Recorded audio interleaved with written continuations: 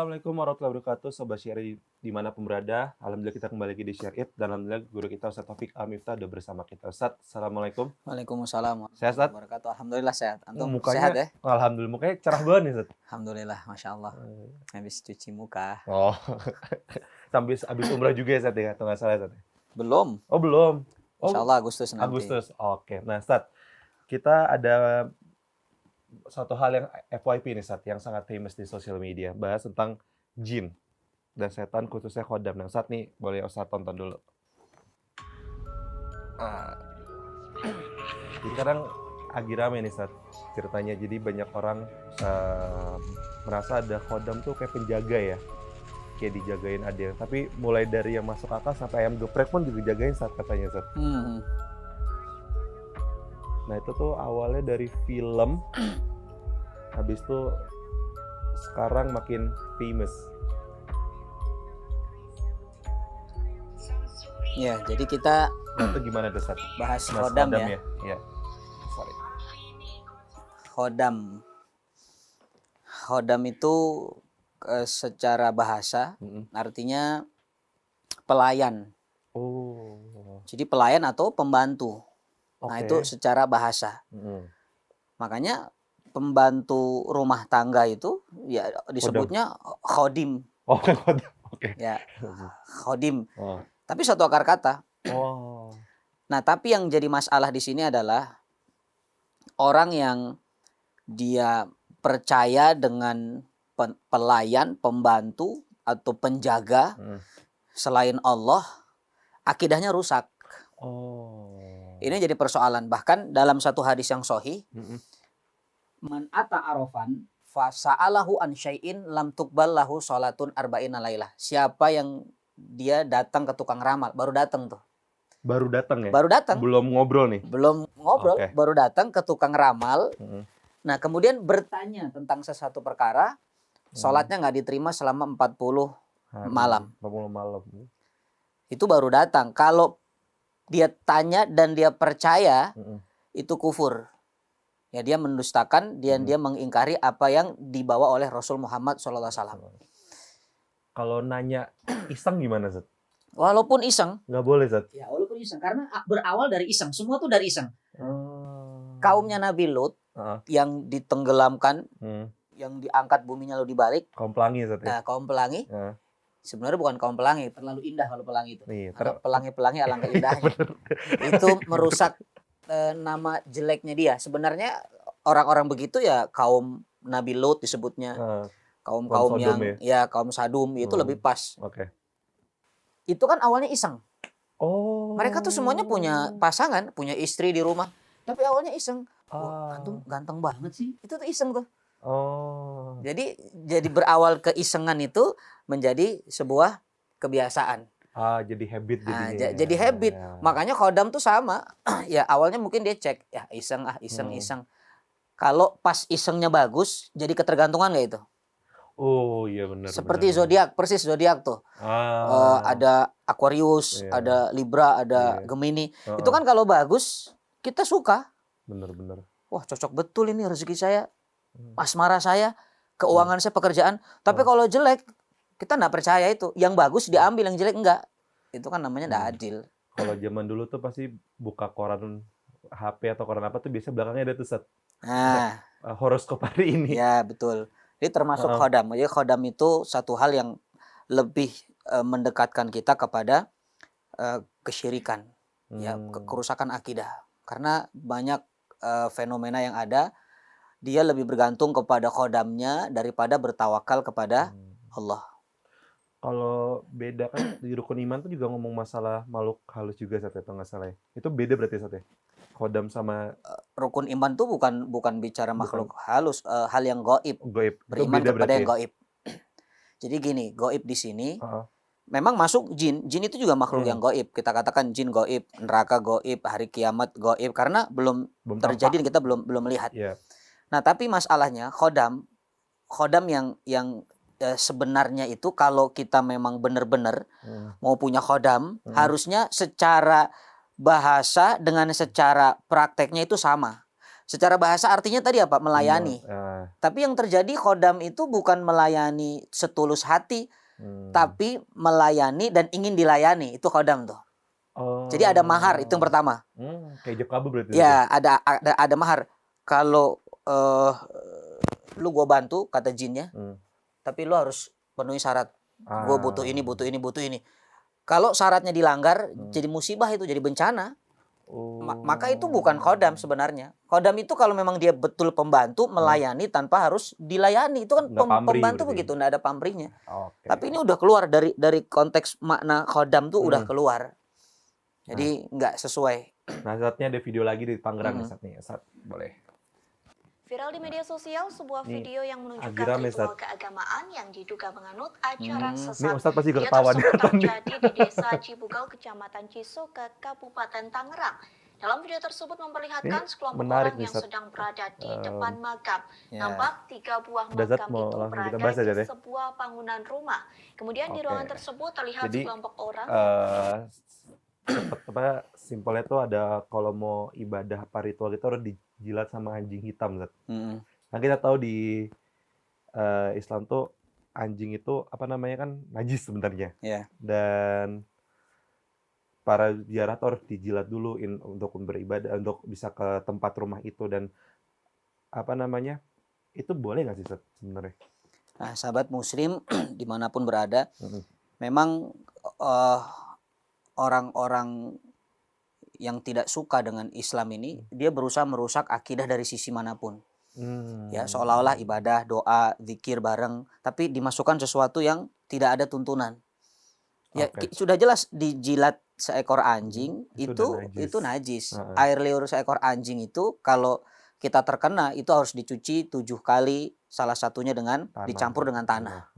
Ya, artinya ketika ada satu ritual yang melibatkan sesuatu yang jelas Allah haramkan dalam agama kita, maka ritual itu pasti ritual yang sumbernya bukan dari Nabi SAW. Nah, itu kesesatan. Itu kesesatan. Jadi kita harus banyak ngaji. Khususnya teman-teman yang masih muda ini, jangan mudah tersesat oleh satu golongan yang seolah-olah dia terlihat soleh, terlihat alim, tapi isi dari ajarannya itu di luar daripada apa yang diajarkan oleh Nabi SAW. Berarti termasuk khodam pun juga, dan kan sekarang banyak ya, jadi ritual-ritual yang kadang-kadang outside the box ya, unik-unik, termasuk kayak khodam deh sekarang juga, termasuk syirik. Nah, ini khodam juga ada catatan. Dulu orang kalau cari khodam itu tapa di gunung, ya, di gunung. Di pinggir kali, mencari makan setiap hari, itu kodok gitu ya. Sekarang orang cari khodam di mana? Di TikTok. Iya bener. Jadi ini saja sudah tidak masuk akal. Nah, itu yang kedua tuh. Yang pertama tadi secara makna itu tidak sesuai. Karena khodam itu melayani tapi tidak dilayani. Kalau yang sekarang itu namanya barter. Ya. Nah, itu namanya barter. Simbiosis mutualisme. Maka satu-satunya yang bisa menaklukkan jin, yang bisa mengendalikan jin pada masa itu adalah Sulaiman alaihissalam. Nabi Sulaiman, ya. Bahkan sampai kiamat nggak ada lagi tuh. Karena sudah ditutup. Terakhir sudah ditutup. Kata Sulaiman alaihissalam, Rabbik firli wa wahabli mulkan layam bagi ahadun mimba'di. Ya Allah, ampuni aku dan karuniakan aku kerajaan yang mana tidak ada lagi kerajaan yang kau berikan setelah aku ini. Jadi ditutup oleh Sulaiman alaihissalam. Makanya bohong kalau ada orang yang percaya mohon maaf, kalau ada orang yang ngaku dia punya khodam jin, dia bisa kendalikan jin, itu bohong. Karena hanya Nabi Sulaiman yang bisa mengendalikan jin tanpa jin meminta imbalan. Nah, itu namanya betul khodam tuh. Berarti termasuk orang yang bisa masukin jin ke botol juga bohong berarti. Ya, itu cuman jun. Ya, jin dan jun itu. Nah, berarti jin sendiri pun kalau kita terakhir di saat kita istirahat itu bisa berbentuk hewan, bisa berbentuk apapun ya, Ustaz? Dia bisa menjelma. Ya, gitu. Dulu jin atau yang namanya setan pernah diusir dari surga. Untuk menggoda Adam kan dia harus masuk lagi ke surga. Maka dia masuk melalui seekor ular. Dalam riwayat diceritakan Jadi jin itu bisa menyerupai hewan ya apapun. Sehingga kadang-kadang kalau kita ketemu ular juga hati-hati tuh. Ya dia mengatakan ular hati-hati. Jangan-jangan dia jin. Cicak, jangan-jangan itu jin. Nah, di Indonesia mah ada lagunya Ustaz, cicak Ustaz. Ada, ya ada. Nah, kita istirahat dulu Ustaz, jangan kemana-mana, tetap di Share It. Kalau Muslim di rumah kita lanjut lagi bahas yang seru, khodam. Nah, ini video berikutnya Ustaz ya. Nih, antum boleh lihat Ustaz. Oke, jadi Ustaz, jadi ada salah seorang paranormal asal Bali pernah mengungkapkan bahwa ada selebriti yang memiliki 7 sosok khodam, diantaranya perempuan, 2 jin laki-laki, anak kecil, kakek nenek, dan 1 jin leluhur. Disebutkan bahwa salah satu selebritinya Raffi Ahmad tidak tahu memiliki 7 khodam tersebut. Nah, kalau dari video ini Ustaz, sebenarnya kita perlu tahu nggak sih Ustaz, dan sekalipun kita sudah mengetahui apa yang kita harus lakukan untuk masalah khodam-khodam ini Ustaz? Nah, gimana Ustaz? Kalau kita udah tahu nih Ustaz. Ya, perkodaman. Bismillah, sebenarnya apapun itu yang disampaikan, dikabarkan, kita hanya diberikan ilmu tentang ruh, itu nggak banyak. Allah sudah menutup dengan kalimat wa ma utitum minal ilmi illa qalilan. Ya Muhammad, aku tidak kasih kepada kamu ilmu tentang ruh, atau ilmu yang gaib itu kecuali hanya sedikit. Makanya kalau kita mencoba menggali tentang ruh, itu bukan otoritas kita. Menggali termasuk takdir, itu bukan otoritas kita. Makanya bab takdir itu nggak banyak, bab ruh itu nggak banyak. Ya, yang gaib kita nggak tahu, sebaiknya kita nggak usah menerka-nerka. Jadi kalaupun ada yang mengatakan dia mengetahui fulana selebriti apa punya khodam, wallahu a'lam. Apapun yang diucapkan nanti akan ada hisabnya. Karena Quran mengatakan wala taqfu ma laisa laka bihi ilm. Jangan berbicara kalau kamu nggak punya ilmunya. Nah, sementara ilmu yang berbicara tentang ruh itu nggak banyak. Makanya tadi saya katakan yang ngerti tentang khodam, yang benar-benar bisa mengendalikan jin, itu hanya Nabi Sulaiman alaihissalam. Ini dalilnya hadis sahih, Rasulullah pernah diganggu oleh jin ifrit. Nabi diganggu, lalu dicekik oleh Nabi. Dicekik Nabi saat sholat, diganggu, dicekik sampai air liurnya jin itu terkena tangan Nabi dan terasa dingin. Makanya ini kalau antum tidur tiba-tiba ada air liur terasa dingin, itu hati-hati tuh. Air liur jin itu ya. Tapi Rasulullah mengatakan, kalau seandainya tidak ada doa saudaraku Sulaiman, aku akan mengikat kamu di tiang Masjid Nabawi supaya besok pagi anak-anak kecil bisa melihatmu terikat di tiang Masjid Nabawi. Tapi aku nggak bisa. Aku hanya bisa mengislamkan jin, tapi nggak bisa mengendalikan jin. Itu Rasulullah bayangkan. Makanya dari dalil ini kata ulama, kalau hari ini ada orang yang berbicara tentang ini punya khodam, ini punya ini, sebaiknya kita jauhi. Karena akan merusak akidah kita. Nah, kalau dari sisi non agamanya juga bisa merusak itu, berarti kayak sisi psikologis segala macam. Iya, karena khodam itu faktor eksternal. Manusia lahir yang akan dibawa itu korin. Khodam itu didatangkan. Itu eksternal. Kalau korin itu internal. Kalaupun ada yang mengatakan begini, Ustadz, semenjak saya punya khodam, saya jadi rajin tahajud. Khodamnya mengingatkan saya untuk rajin sodaqoh. Khodamnya, hati-hati, Anda beribadah berarti bukan karena Allah, karena khodam. Sementara syarat ibadah itu karena Allah, ikhlas. Jadi tetap akan mengganggu akidah kita yang namanya khodam. Sebaiknya untuk cek-cek khodam di sosial media, nama itu hindarilah, tidak usah. Karena kita dan jin tugasnya sama, ibadah. Ad-Dzariyat 56. Wa ma khalaqtul jinna wal insa illa liya'budun. Jin itu diciptakan dan manusia untuk ibadah, bukan untuk saling ta'awun, bukan saling membantu, bukan. Bukan saling melayani. Manusia ya alamnya manusia, jin ya alamnya jin. Nah, jadi saya kira dari beberapa keterangan itu apapun yang disampaikan, mungkin dia mengatakan dia punya pengetahuan tentang khodam, tentang sebaiknya dihindari. Jadi dari aspek religi dan non religi pun juga itu sebenarnya merusak ya Sat, masalah si Ya, khodam. dari agama jelas merusak. Oke, nah Sat nih lanjut nih Sat, ada video berikutnya. Ini jadi gini Sat, Brothers, sebuah video viral seorang pria yang sejak muda sering mengoleksi cincin berkhodam mengalami kesakitan yang parah. Alasan ia mengumpulkan cincin berkhodam tak lain bertujuan untuk menundukkan orang dan supaya terlihat kuat. Sayangnya cincin khodam itu kini justru jadi buah si malakama yang menyakiti dirinya sendiri. Ia sering mendapat bisikan untuk melakukan hal-hal di luar kendalinya dan sulit untuk kontrol emosi. Karirnya tidak berjalan lancar dan susah untuk dapat jodoh.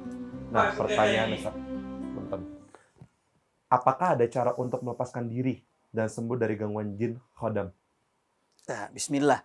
Melepaskan diri dari gangguan khodam atau jin yang kita sudah terikat dengannya, kembalikan kepada Allah. Taubat.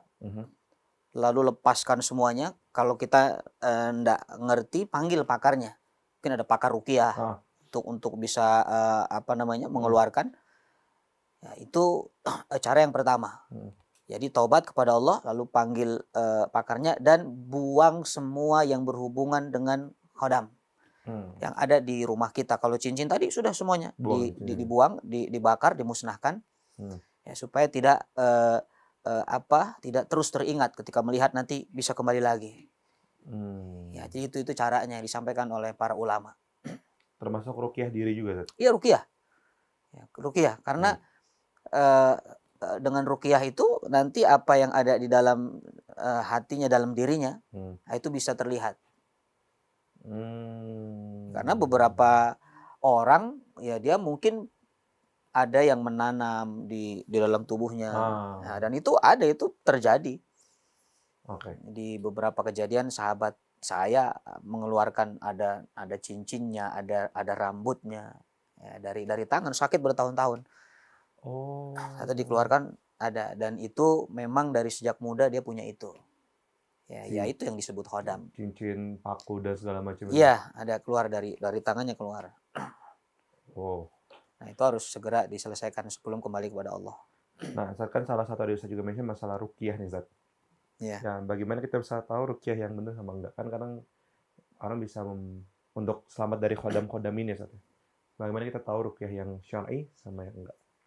Ya, ruqyah yang syar'i itu sudah kita bisa terlihat dari tata cara dia meruqyah.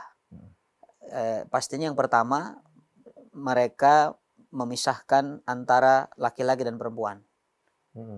Ya, perempuan yang meruqyah ya perempuan, laki-laki ya laki-laki. Kemudian ayat-ayat yang dibaca, ayat-ayat Quran, tidak ada tambahan-tambahan mantra-mantra, dan saran-saran yang diberikan pun saran-saran yang tidak keluar daripada syariat agama. Ya, nggak ada ritual-ritual aneh-aneh ya. Setelah ini ya mandi kembang, atau nanti mandi garam juga jalan kemana-kemana, iya mandi garam itu rame ya. Jadi itu bisa dilihat dari tata caranya. Oke. Nah, itu termasuk berarti kalau kita bisa sum up ya sebelum kita istirahat, berarti bisa ibaratnya ya tobat dulu, lepas dulu segala macam. Nah, kalau misalnya sesuatu yang ditanam itu kita nggak tahu gimana, Zat? Misalnya kan ada yang di rumah tiba-tiba ada yang naruh apa gitu. Itu sihir namanya. Oh, itu udah beda. Itu beda, itu sihir. Kalau sihir pun ketika diruqyah, ya nanti dengan dia meminta tolong kepada Allah, dia baca surah Al-Falaq, An-Nas seperti Nabi contohkan, nanti Allah akan kasih petunjuk. Allah akan kasih petunjuk. Karena memang hal-hal seperti itu, hal yang gaib di luar kuasa kita, hanya tawakalnya kepada Allah. Ya kita nggak bisa. Makanya jangan bermain-main dengan sesuatu yang bukan otoritas kita. Bukan daerah kita. Ya, bukan daerah kita. Kita kan yang mengawali. Bermain-main dengan khodam, bermain-main dengan sihir, ya, dengan teluh dan sebagainya. Nah, kita istirahat dulu karena pembahasannya makin seru, makanya jangan kemana-mana, tetap di Share It.